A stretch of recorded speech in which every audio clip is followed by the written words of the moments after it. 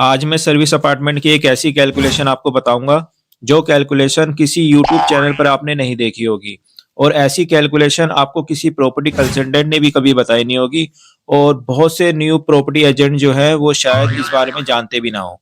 अगर आप इन्वेस्टमेंट के लिए सर्विस अपार्टमेंट देख रहे हैं तो आपको ज़्यादा सोचने की अब जरूरत नहीं, केवल आपको बस एक सिंपल सी कैलकुलेशन करनी है जिससे आपको ये पता चल जाएगा कि जिस सर्विस अपार्टमेंट में आप इन्वेस्टमेंट करने का प्लान कर रहे हैं वो सर्विस अपार्टमेंट आपको फ्यूचर में फायदे का सौदा साबित होगी या नहीं। जी,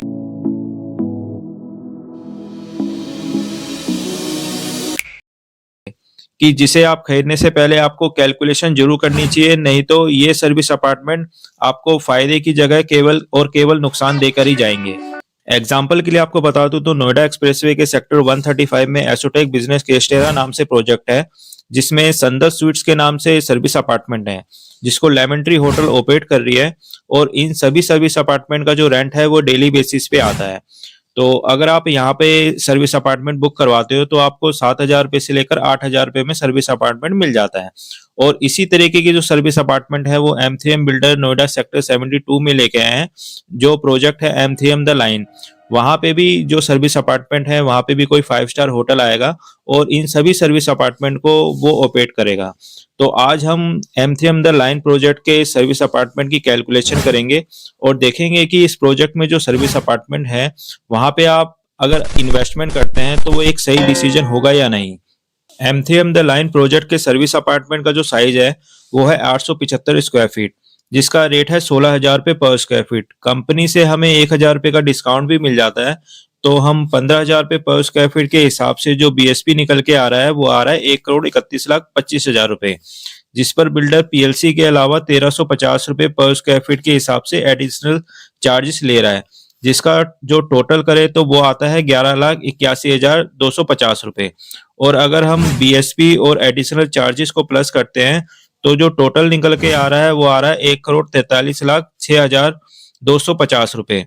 इस पर हम 12% की GST लगाते हैं तो जो GST का अमाउंट जो निकल के आ रहा है वो आ रहा है 1,750 रुपये। और अगर हम BSP एडिशनल चार्जेस और GST को इंक्लूड करते हैं तो जो टोटल निकल के आ रहा है वो आ रहा है 1,60,23,000 रुपये। इस प्रोजेक्ट में आप बिल्कुल स्टार्टिंग में पैसा लगा रहे हैं और इस प्रोजेक्ट का जो पोजीशन है वो 3 साल बाद मिलेगा। तो इसका मतलब आप पोजीशन मिलते मिलते एक अच्छा एप्रिसिएशन भी चाहते हैं। अगर अगले 3 साल बाद भी जो ये सर्विस अपार्टमेंट है वो 25% के हिसाब से भी अगर इसमें रेट इंक्रीज होते हैं, क्योंकि ये वैसे बहुत कम है, क्योंकि कोई भी लॉन्चिंग प्रोजेक्ट में इन्वेस्टमेंट करने वाला जो बंदा है वो 3 साल बाद में कम से कम 40% के हिसाब से एप्रिसिएशन तो चाहता है।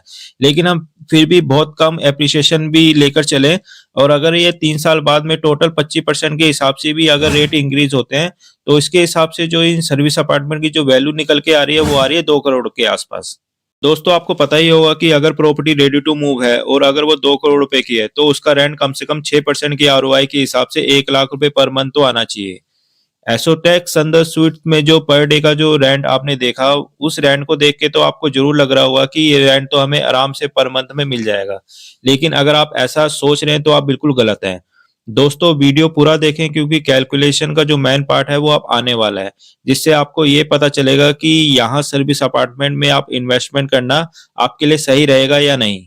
बिल्डर यहाँ 5 स्टार होटल लाने की बात कर रहा है। अगर गुड़गांव के 5 स्टार होटल की बात करें जो मेदांता हॉस्पिटल के आसपास है, वहाँ के एक एवरेज रेंट की बात करें जो पर डे में जो निकल के आ रहा है वो निकल के आ रहा है 7,000 रुपये से लेकर 8,000 रुपये।